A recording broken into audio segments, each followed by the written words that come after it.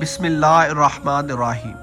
الصلاۃ والسلام علیکہ یا سیدی یا رسول اللہ وعلی آلکہ و اصحابکہ یا حبیب اللہ۔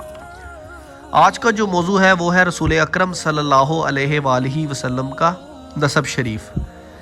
کائنات ہستی میں عظیم المرتبت اور افضل ترین نسب حضور اکرم صلی اللہ علیہ وآلہ وسلم کا ہے۔ حضرت ابو ہریرہ سے مروی ہے کہ نبی رحمت صلی اللہ علیہ وآلہ وسلم نے ارشاد فرمایا، میں ہر زمانہ میں بنی آدم کے بہترین قرن میں منتقل کیا گیا، یہاں تک کہ مجھے اس قرن میں پیدا کیا گیا کہ جس میں میں ہوں۔ یہ صحیح بخاری کی حدیث ہے۔ صحیح مسلم میں ہے کہ آقا کریم صلی اللہ علیہ وآلہ وسلم نے فرمایا، اللہ تعالیٰ نے اولاد اسماعیل سے کنانہ کو چنا، کنانہ سے قریش کو، قریش سے بنی ہاشم کو، اور بنی ہاشم سے مجھ کو برگزیدہ فرمایا۔ آقا کریم صلی اللہ علیہ وآلہ وسلم کا شجرہ شریف سیرت ابن ہشام میں یوں درج ہے، محمد صلی اللہ علیہ وآلہ وسلم بن عبداللہ بن عبد المطلب بن ہاشم بن عبد مناف بن قصی بن کلاب بن مرہ بن کعب بن لوئی بن غالب بن فہر بن مالک بن نظر بن کنانہ بن خزیمہ بن مدرکہ بن الیاس بن مزر بن نزار بن معد بن عدنان۔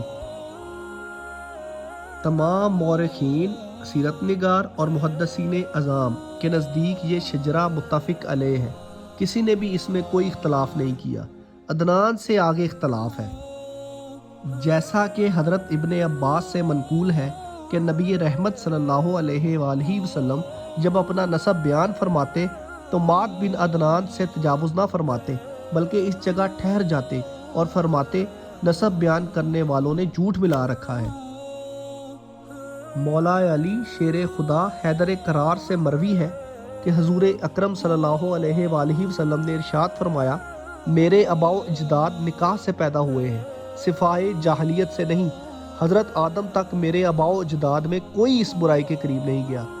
حضرت سیدنا ابن عباس سے مروی ہے کہ نبی رحمت صلی اللہ علیہ وآلہ وسلم نے فرمایا، میری ولادت میں دور جاہلیت کی زنا کاری کا کوئی عنصر داخل نہیں، میری ولادت اسلامی طریقہ نکاح کے مطابق ہوئی۔